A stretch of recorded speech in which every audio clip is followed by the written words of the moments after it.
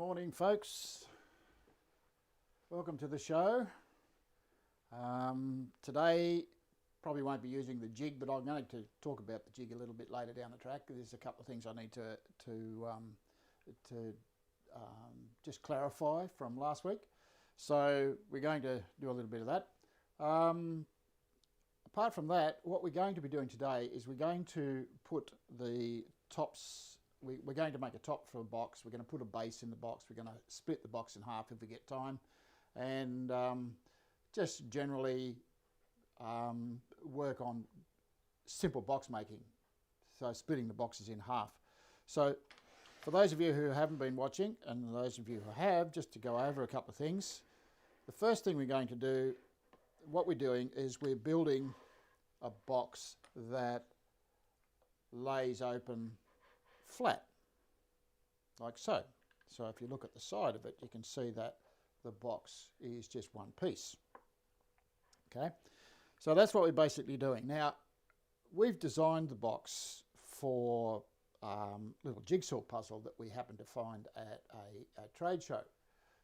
It's out of focus, there we go. So we have a number of different jigsaw puzzles. This one's an elephant, of course, you can see that. And we've got a giraffe and a rabbit and various other things. So the boxes had to be a little bit different sizes all around, like different in their dimensions. The height of the boxes also depends on what you're doing with the box. So this one here is only a small one.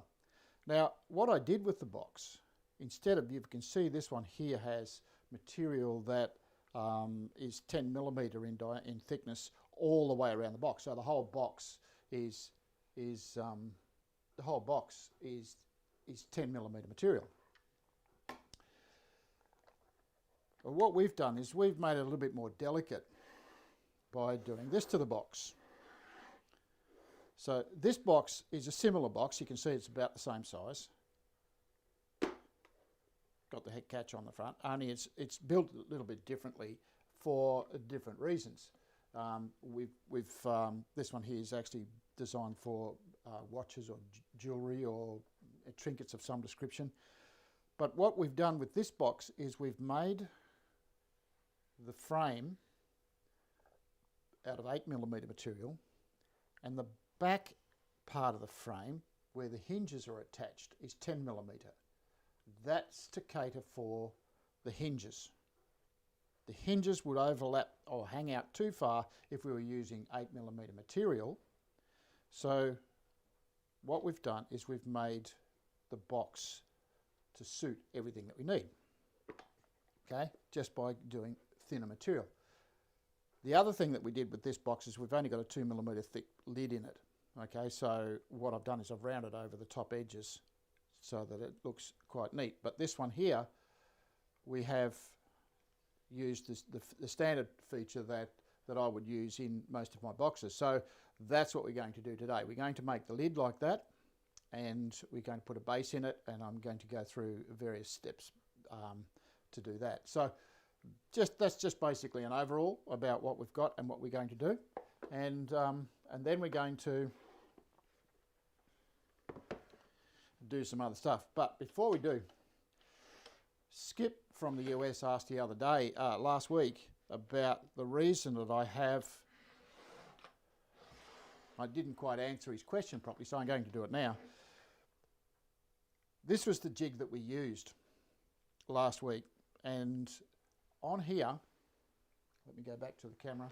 On here, you'll see that I've got cutouts. When I first started, I had cutout here, cutout there, and no cutout there. Okay, so there was nothing in the middle of it, and his question was, why have you got cutouts on both ends and not in the middle? The reason for that is that I was using this jig with new backing boards to make a box where I used both ends of the jig and nothing in the middle, and that's why the middle wasn't used. The tester was done on the ends, and the box that I made was an uneven sided box where I had to use both ends of the jig, and so therefore the two ends got cut and the inside didn't get cut at all. The reason they're cut now is because we used them last week to make the box frame that we're going to work on today. So that's the explanation. So Skip, if you're watching, didn't quite get it right last week, got it right this week. So that's the explanation. Now the other thing that we did last week was we made 2 different size boxes using 2 different jig systems. So when we made that, the 2 boxes,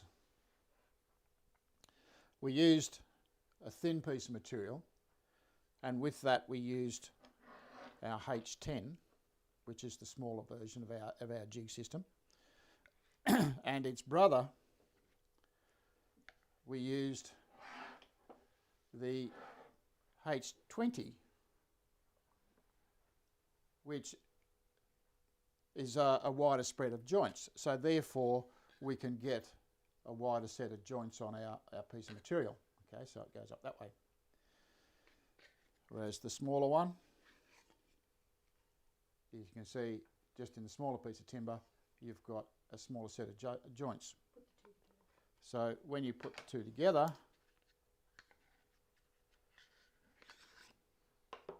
that's what we ended up with. Okay, so you can see much wider. Okay, worked well. This one here worked well. Also, you'll there was mention last week that I nipped the end off one, which I did, and that's this one here. So I'm going to show you how to repair that this week. So that was that one there. So if we have a look at that, close up, you can see that I've nipped the end off, and I did that last week with, by mistake, the piece of timber had a little tear in it, and that's what caused it to flip off. So I'm going to repair that this week, and I'll show you how to do that. I'll go through the process that I did to get it repaired. But before we start that, just get this out of the way.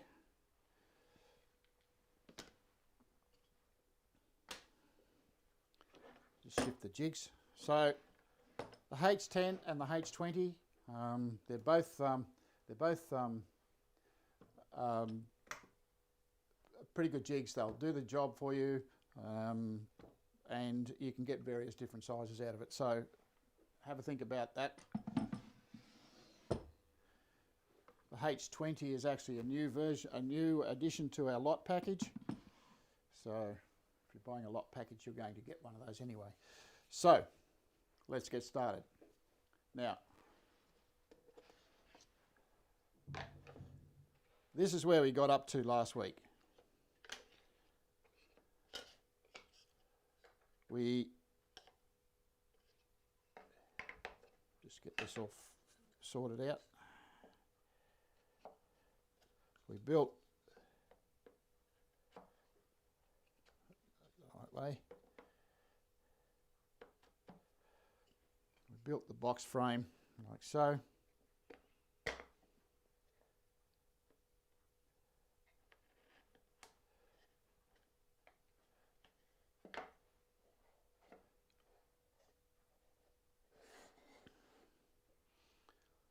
And so that's where we got to last week. We built the box frame and we cut the trenches in the corner of in the top and the bottom of the box. Now we need to go a little further. What we're first going to do is we're going to cut some feet in the bottom.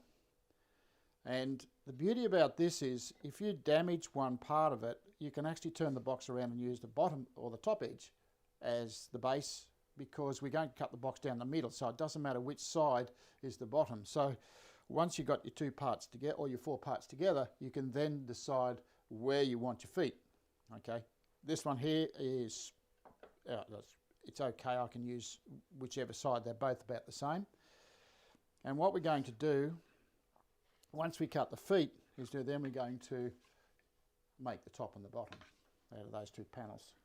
So let's get on to this next task.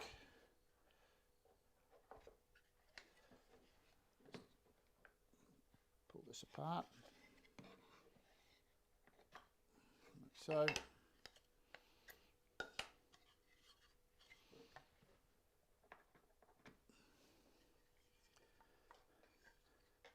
you'll notice that I keep flipping the piece of timber over just to check where my face side mark is, because that's my reference point for everything that I do. And I just need to make sure that every time I do something to the piece of timber, I check my reference marks to make sure I'm in the right place.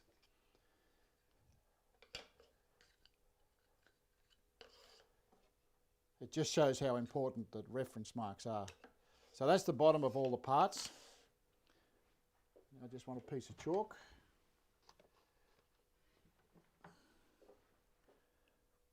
And what I'm doing here is I'm just marking the chalk mark on the part that I want to cut. Very important that you do that, particularly when you look at the piece of timber and you see it's, well, showing the camera, you look at the piece of timber and there's both exactly the same on both sides, and I want to make sure that I'm cutting the bottom edge, which is showing here. Okay, so that's my bottom edge, and that's what I'm cutting. Now my measurements for that. Now the box is almost square. So my variation between the feet sizes is going to be pretty close to each other. Instead of doing 10mm variation in sizing, and that means that my long piece is going to have a long foot on it, my short piece is going to have a short foot on it. That's my normal technique, the normal thing that I do.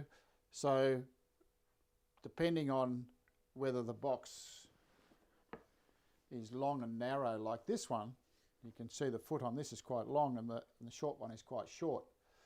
But that is because this box is much longer, much more of a rectangle than this one here, a little bit more square. So if I do this now, this measurement I only do 2 of.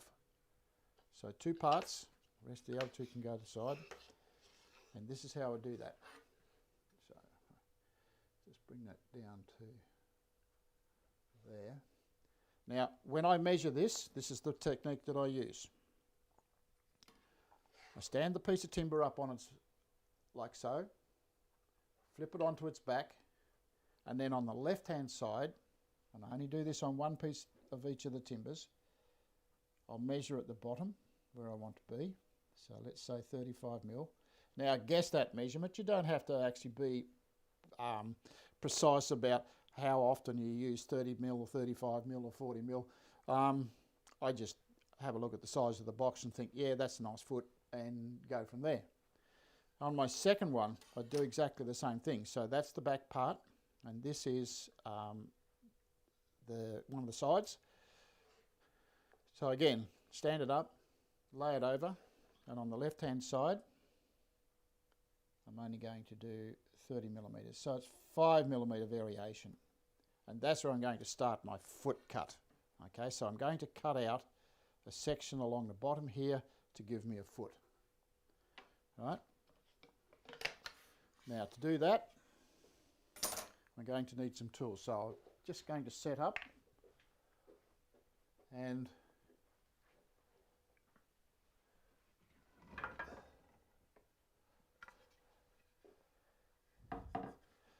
you need to bring that around here.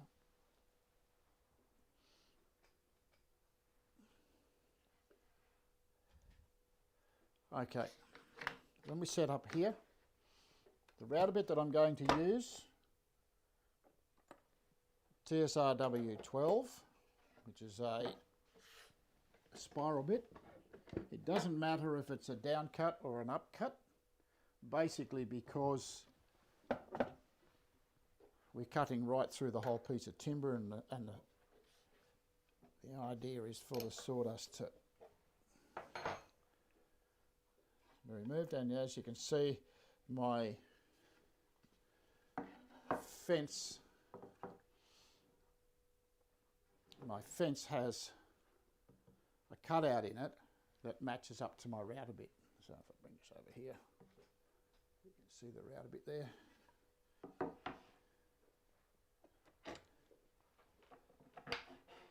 Now I know some of you have seen this many times, but it doesn't hurt to do a little bit of revision.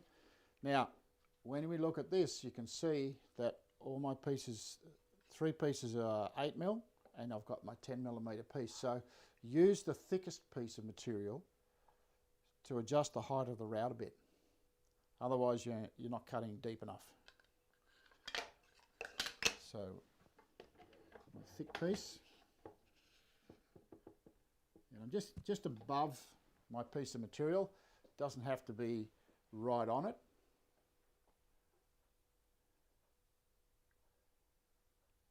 Just get that into there where you can see.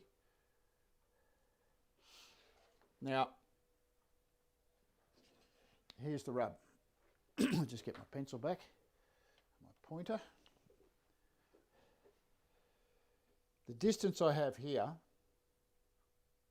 focus, come on, focus.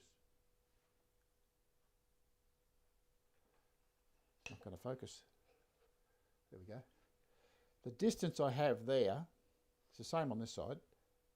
I've cut my trench at 10mm from the bottom to the top edge of the trench. The trench itself is 4mm, so my movement, my distance from here to here is 6mm. The feet on the bottom of the box, have 2 functions.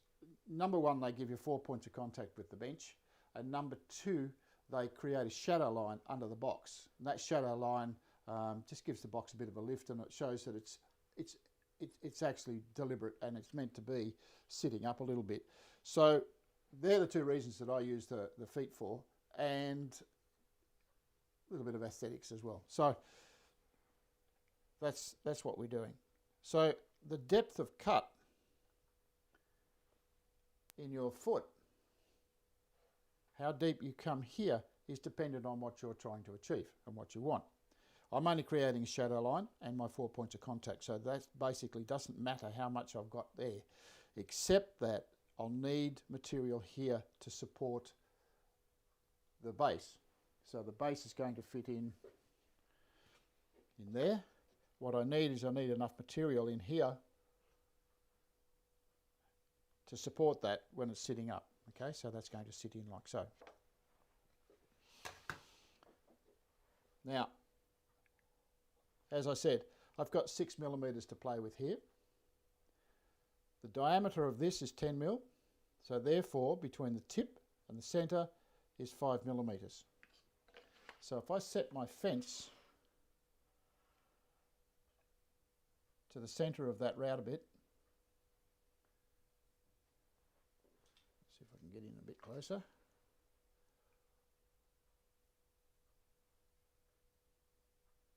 If I set my fence to the centre of the route a bit and then tweak it just a little bit more, what I've basically got is 4mm of router bit exposed past the edge of the fence. So I'm going to have a 4mm cut, and that'll leave me 2mm material to actually support the base. So that's where we're going to put that. So I'll lock that in.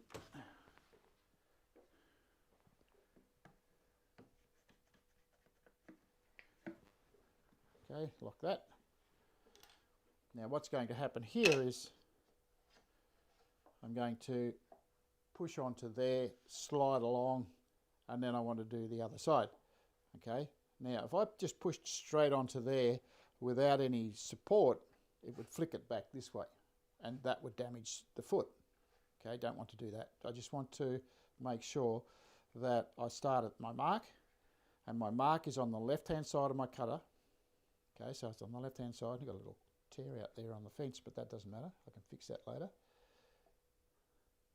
What I'm going to do is I'm going to put a stop there so that it doesn't tear it out of my hands. So my stop goes on the end.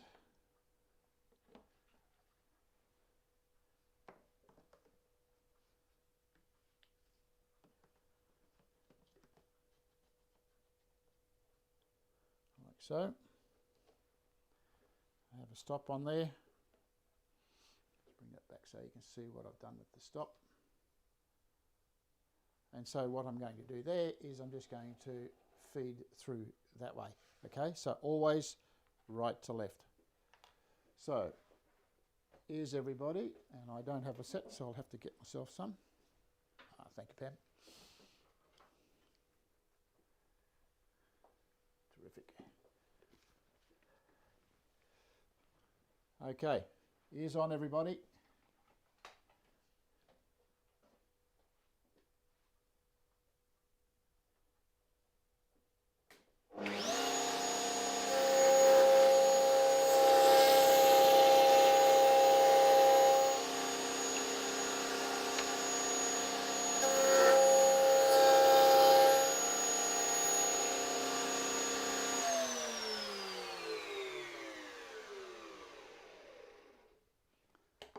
Okay, so that's what my foot looks like. I've got a little bit too much there actually. There's too much, it's not delicate enough on the bottom, and I haven't taken enough out of the foot here. So if I just adjust that a tiny little bit and recut it, all I have to do is push my fence back 0.5 millimetre. So, and recut, ears on.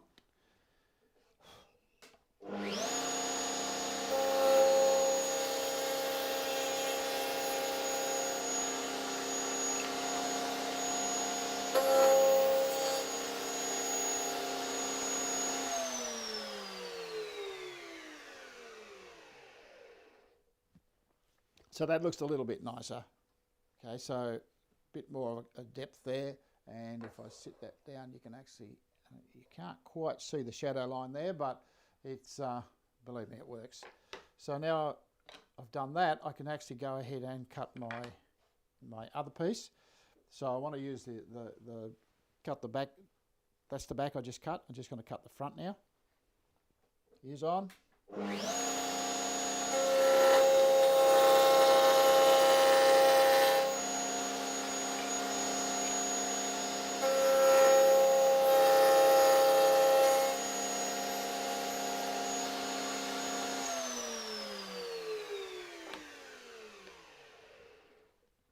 So there's my two back and front. Now I need to do the sides. And all I need to do with that, find the one that I marked, which is that one there, and reset my stop. So I set my mark on the left-hand side of my cutter. What's happening there is the cutter is cutting onto the route a bit, and as it comes off the other side, the cutter is actually cutting onto the piece of timber, and as it comes off the other side, the leading edge actually has tear out that occurs in the front edge here, and we don't want that to occur on the end of the foot. So to avoid that tear out, what I've been doing is flipping the piece of timber over, as you notice there, and starting again. What that does, it gives me the same measurement at both ends. It gives me a clean start to each of the feet. So if you look at that, you can see I've got a clean start here, I've got a clean start there, and I'm nice and even all the way along. The measurement's exactly the same size. So just with a limited amount of measuring, I've come up with a very accurate little layout. So I'm just going to change my stop. So I just slide my stop along.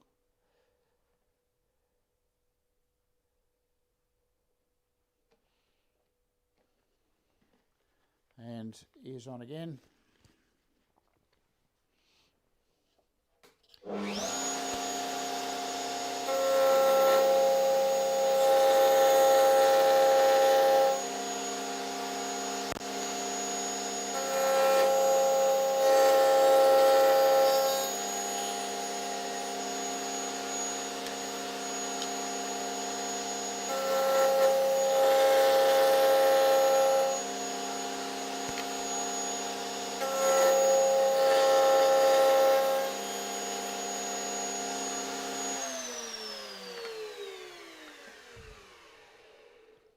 And there we have our 4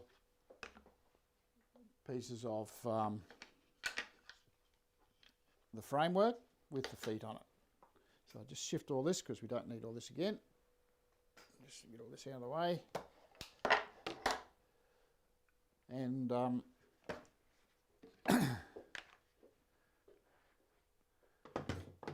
go ahead and make the next bit. Now what we need to do now, something I forgot to show you last week. Early in the piece, when we started a lot of our demonstrations, I showed you how I come up with ideas and how I put the ideas together, and where I started with my ideas. And I forgot to show you, this is where I started last week. You can see I've got my box laid out, and all I've done is written down the material that I use, the two pieces of the front and back parts of the box. So that's where I started, and just an idea that, you know, like if you're a bit having trouble coming up with things, get your pencil out and your whiteboard and start sketching things, and you come up with all sorts of ideas. Generally, when you put a line down, you go, oh, I could do that with that. Oh, I could do that, something else with it. So have a little play with different ideas. And with a whiteboard, you can scrub it off if you don't like it, and start again. Might be something you saw on YouTube, or something you saw on Instagram, or whatever, or something you saw in a book. Rightio. So now we're at the stage where we need to fit some parts. Let's get rid of some of this. Now what I have here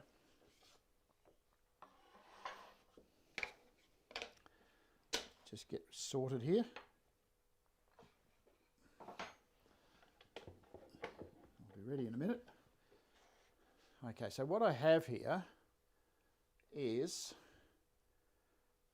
a couple of pieces of rose mahogany. One's 10mm thick, and the other one is 4mm thick. Now, I've already cut them to size, so it's just a matter of getting the box. This is how I get these sizes. Just let me put this together.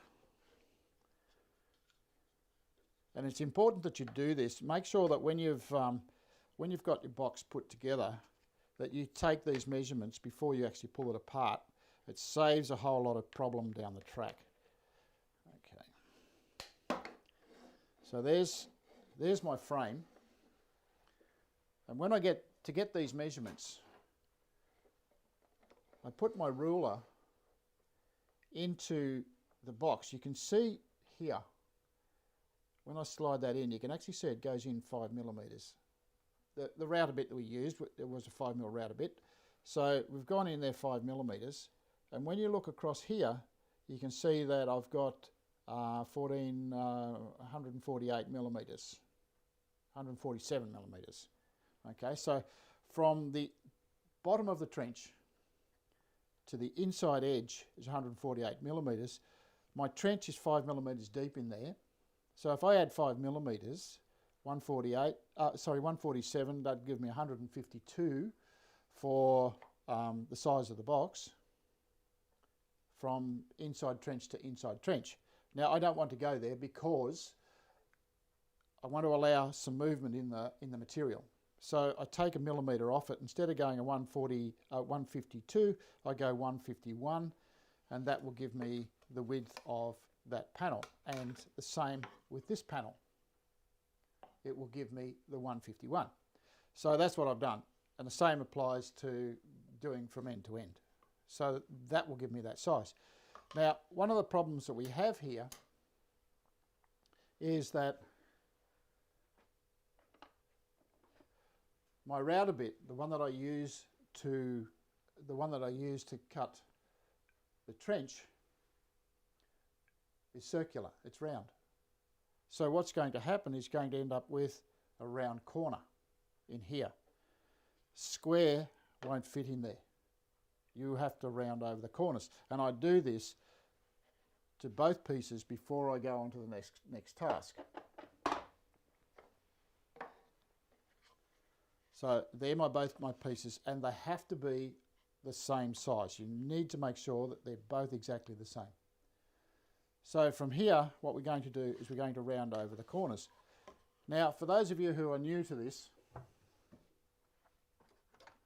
the diameter of that router bit's about the same as a 10-cent piece, or I think it's a dime in the US. So it's about the same size as a 10-cent piece or a dime. If you don't have a lot of money in your pocket, or you can't find a 10-cent piece, we manufacture this cute little jig, cute little pocket square. Okay, so what I've done to one of those is I've rounded over the top corner, the same as a 10-cent piece. So I can do this.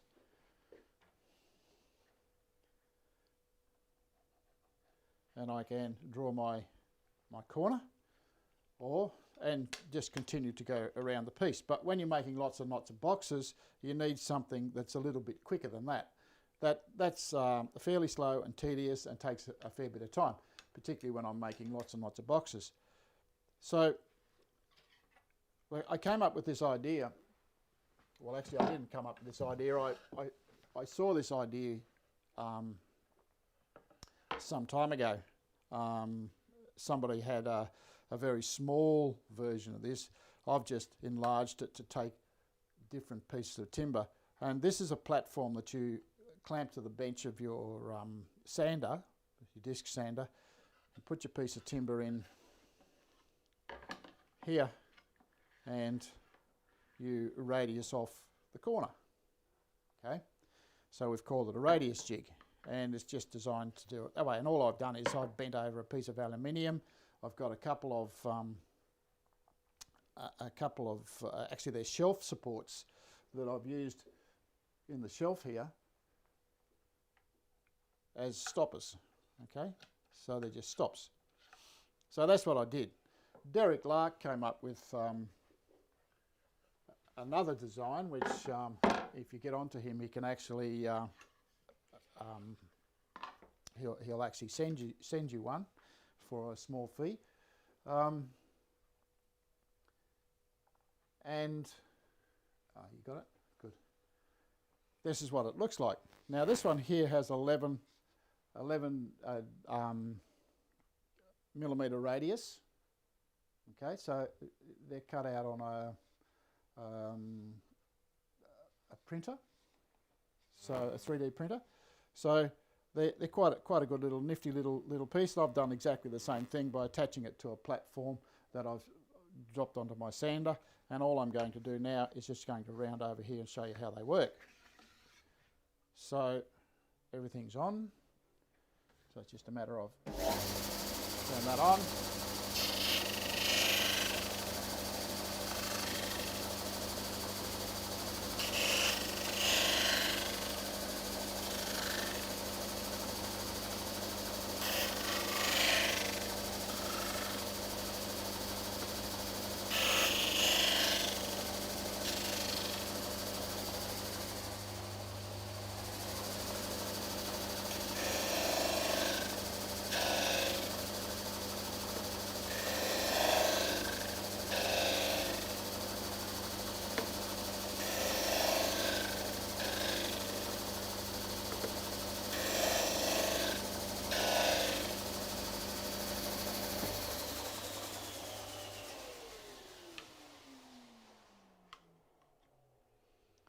And as you can see, I have these beautiful little radiused corners. Okay, so all of the corners are done exactly the same, and that didn't take very long at all. So it makes it a little bit quicker to do things. So what I can do now is I can fit my base. I've got a little bit of a furry stuff there, so a bit of sandpaper just to tidy that up.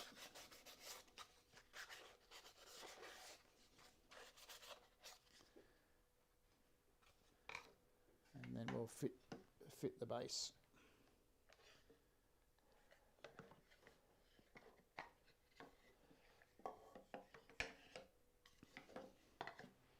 It's a tad tight for some reason or other, and maybe I've got it back to front, but I don't think so.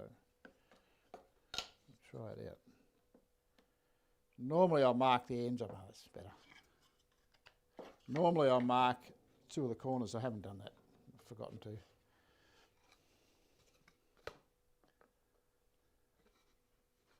This is my piece. It just pops in like so.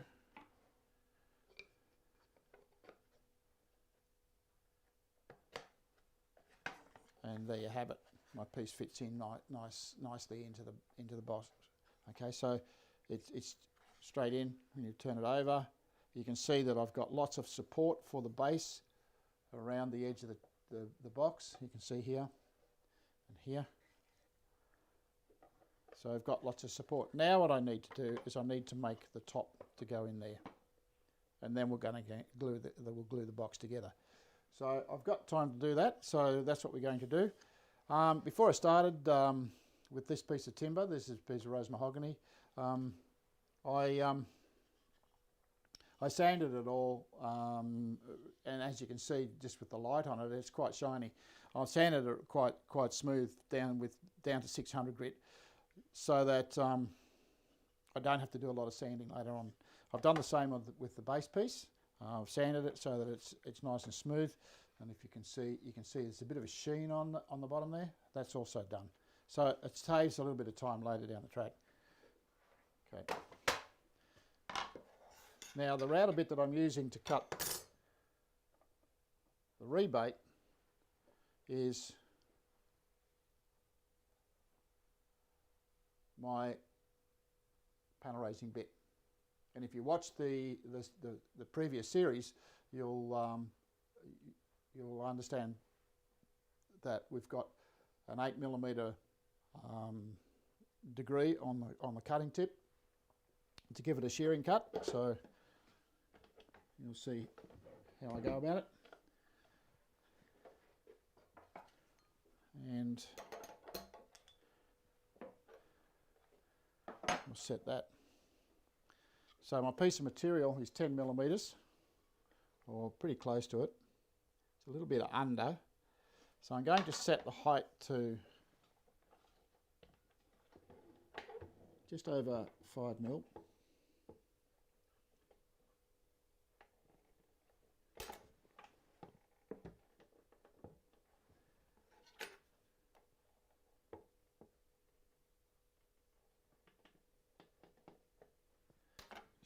Tiny little bit.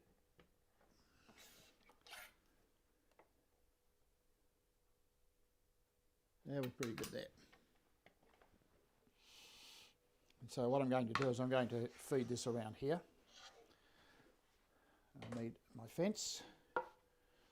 You'll also have noticed in the last series where I made this lovely little fence. This is the one that goes with here.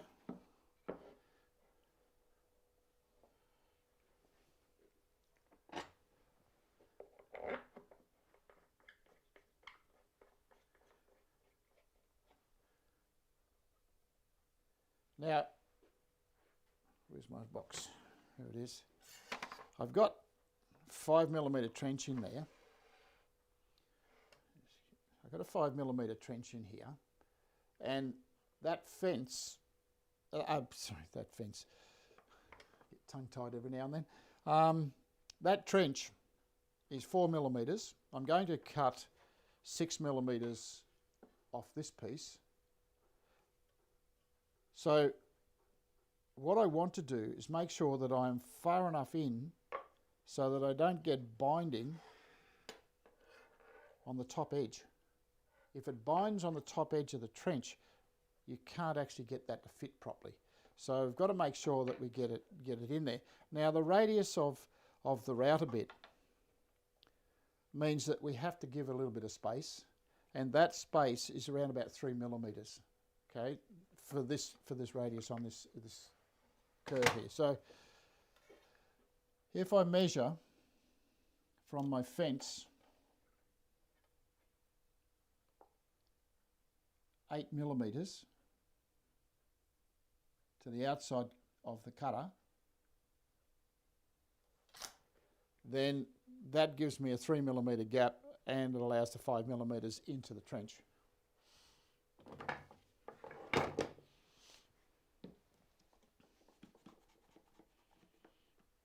Okay, so how best to do this so you can see it. I might bring that camera around to this side here and I'll feed it that way. So I need a push block. I don't know if you can see this, how this is going to work. Might be better if I bring the camera around to this side here.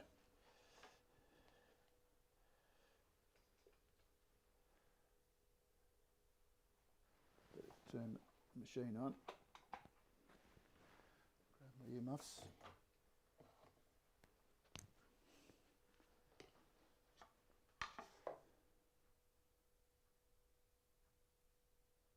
And I'll feed along here. Okay, you can see how that's going to cut. Now, the important thing here is cut across your end grain first. All right. If you get tear out at the end, you want to be able to pick that up when you cut along the edge. So I'm going to call this the top.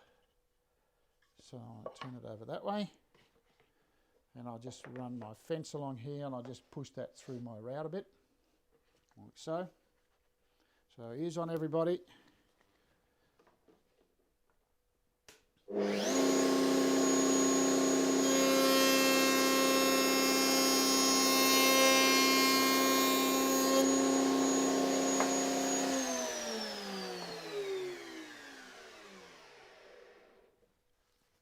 So as you can see, I have quite a nice little rebate there.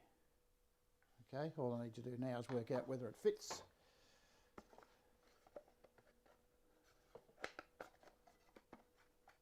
I may not have taken enough off, in which case I'll have to raise the route a bit. Okay, so it doesn't quite fit, but that's okay. We can raise the route a bit, a tiny little bit.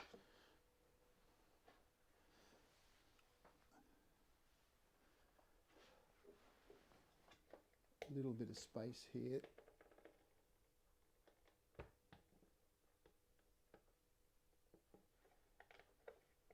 I'm just going to check that.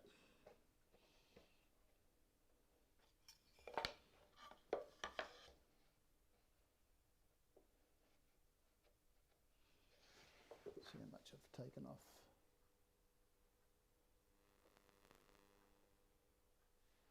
Should be pretty good.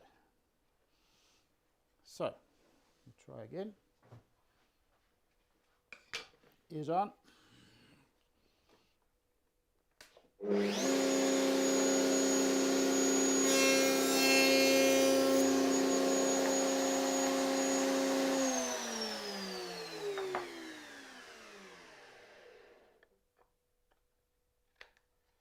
Perfect fit.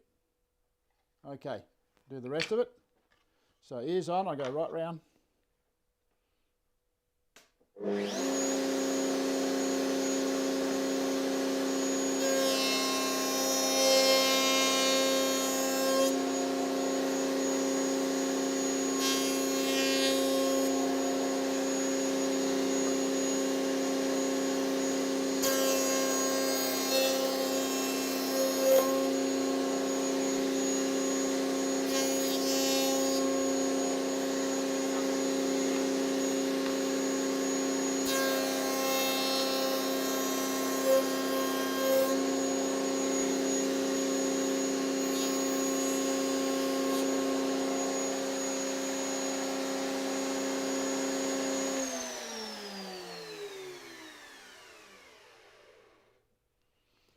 You're pretty right, Derek. Simplicity is always the best way to go. Keep it as easy and as simple as possible.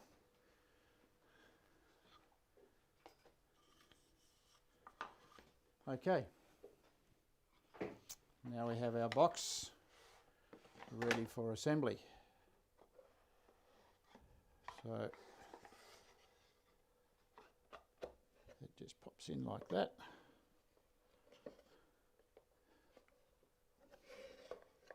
Just catching on something there. Might need to just run over it a little bit. I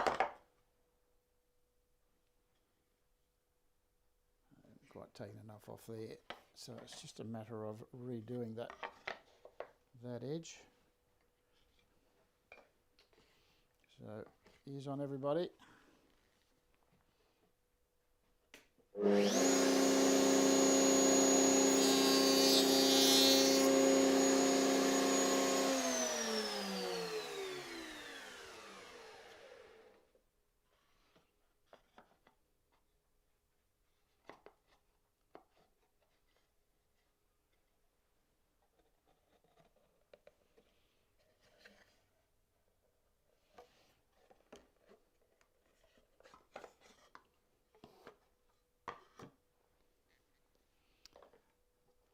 Just making sure that that's all okay. I might actually take a little more off it. So if I raise it up a tiny bit, so just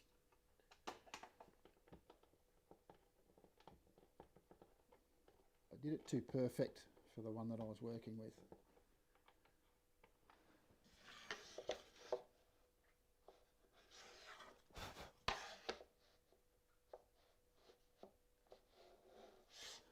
This might work it, make it better. Ease on.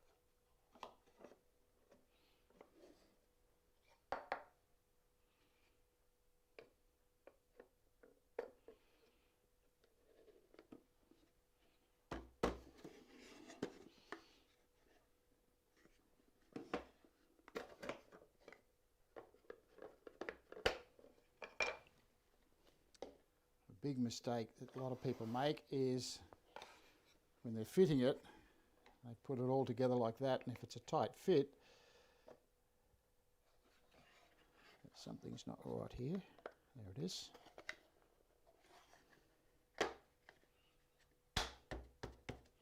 And there I have my lid fitted, and as you can see, there's a little bit of movement in there.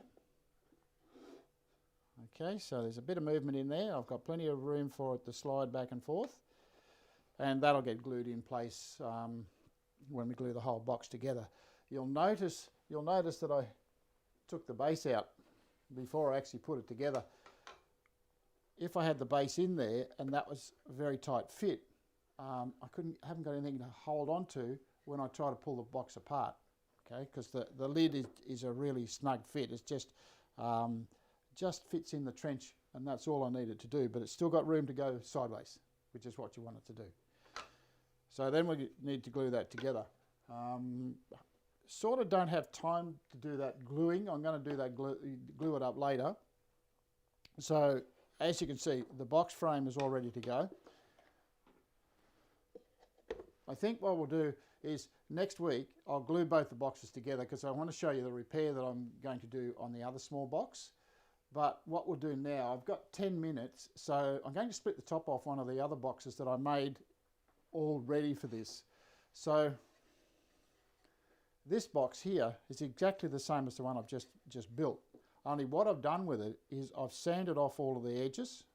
Okay, so where all the joints exposed, I've sanded all of those off, and it's nice joints around it. The lid fits nicely. This is a piece of red Banksia. The other one I'm using there was a piece of rose mahogany for the other box. As you can see, it's similar colour, looks really nice.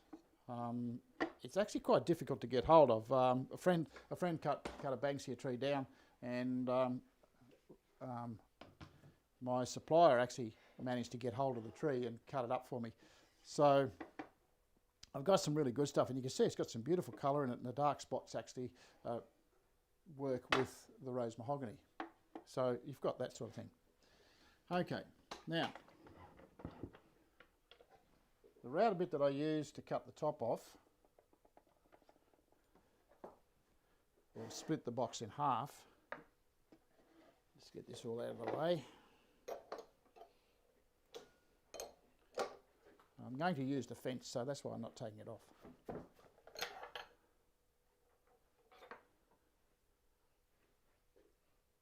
The router bit we're using is the spiral bit.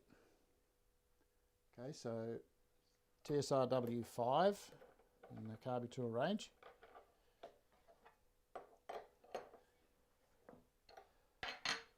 And here, what I want to do is I want to take 2 cuts to actually get the top off.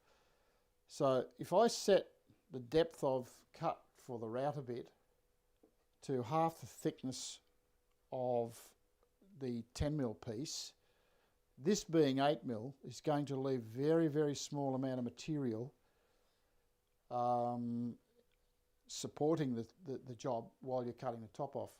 So I tend to sort of err on the side of taking less rather than more in my first cut, and the idea is to make it get it working properly.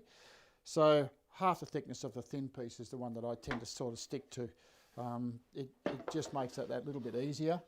I like to use this. You can use any tool you like to cut the top off.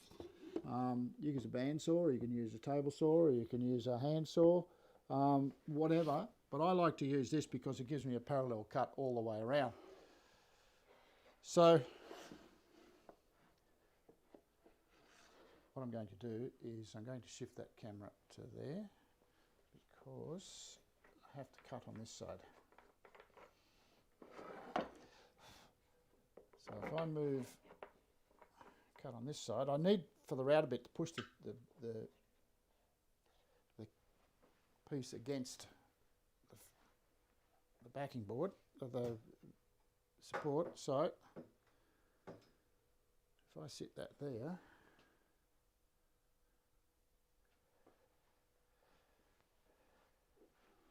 turn a little bit of light on here. Does help a little bit. What I'm going to do is cut through the middle of the box. Now, as you can see on the box, I have a pencil line right down the middle. Okay, so I've just measured that up. Got a little bit accurate with it. You need to be relatively accurate with that. So what I'm doing now is I'm just making sure I'm in the middle. And that was the joint I expanded when we cut the framework, if you remember rightly. I need a clamp.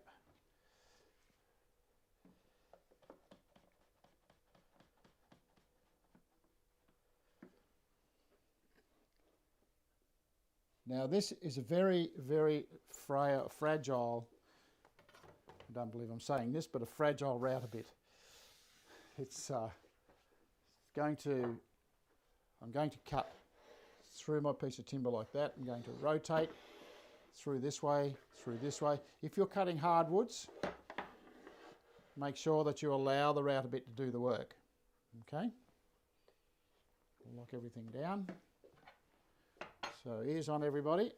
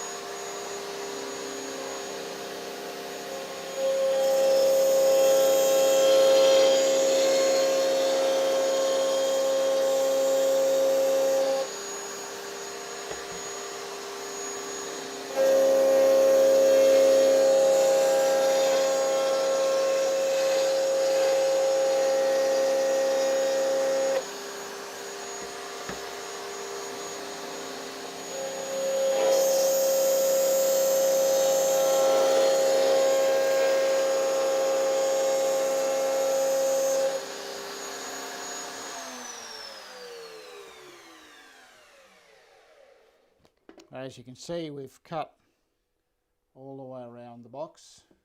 You can see that really accurate. I've got the 2 halves Now all I need to do is finish it off. So this time what I'm going to do is raise the router bit up over the thickness of the thickest piece of material.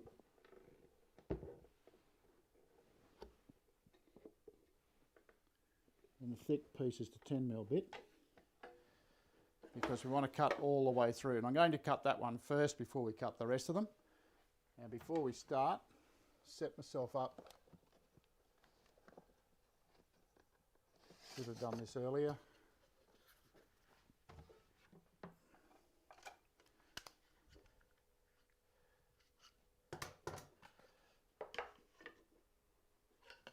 This is, I make splitting sleeves, and it's a thin piece of 4mm or 4.1, and it fits in and it replaces the material that I'm going to take out once I start the cut.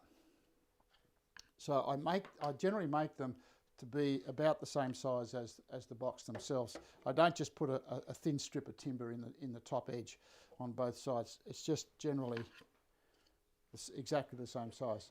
And we need our trusty tape and a pair of scissors. And so, ears on, everybody, and we'll do their final cuts.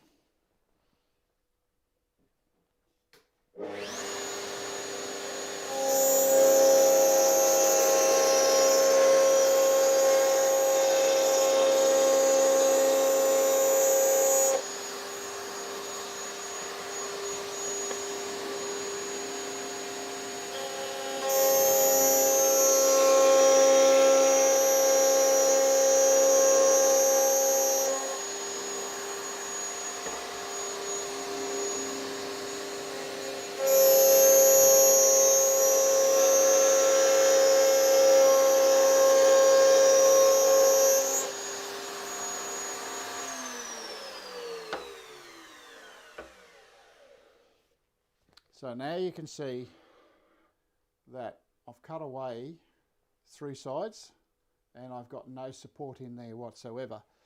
The last one, if I cut through the last one, I'll end up with tear out here and I'll have to fix the box then. So I don't want to do that, and that's why I put this sleeve in. So I'll just drop the sleeve in place, like so. Leave a gap at the bottom so that the router bit won't hit it. And then a bit of tape. And you can use any tape for this, it's just a matter of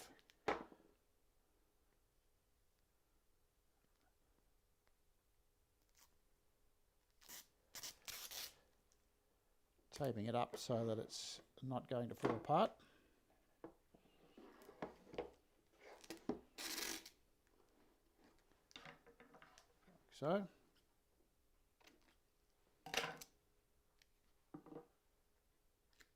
This is fibre reinforced tape, so it's not going to stretch on me. So there you have it. I've just taped it around the box. And now my final cut.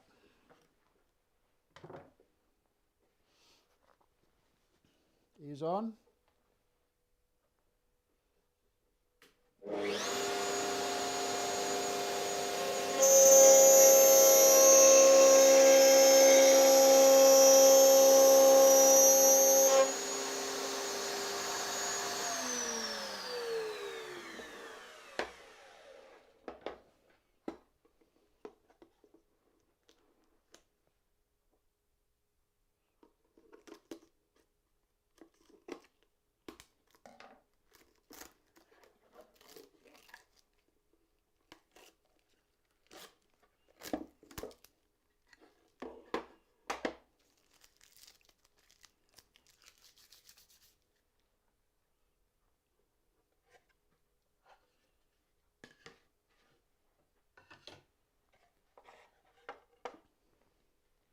And there we have our box. All of our joints are exactly the same size. And the 2 parts lay flat now. So it's just a matter of light sand on those, and then we're going to fit the hinges. So that's where we're going to end it. What I'm going to do next week is we're going to fit some hinges. Going to talk to you about some hinging. Actually, it goes together that way. The two thick pieces go together. So we'll talk about hinging, and I'll actually glue. I want to glue that other box together for you. I won't glue it together until next week. So we'll glue that together, and I'll show you how to repair that tear out that I had the week before last week, and we'll get that done. We'll fit some hinges. We'll do some internal stuff, and then we'll have a look at different types of finishes and so forth. So that's where we'll end it today. For those of you who are in lockdown, please stay safe. Dave, I think today is going to be applying a finish to his tabletop, so that could be a fair bit of fun. I think he's got a couple of different methods he's going to use, and yeah, stay safe everybody. A couple of thumbs up wouldn't go astray, and if you haven't already subscribed to the channel, please subscribe, and we'll give you a notification when we're going to happen.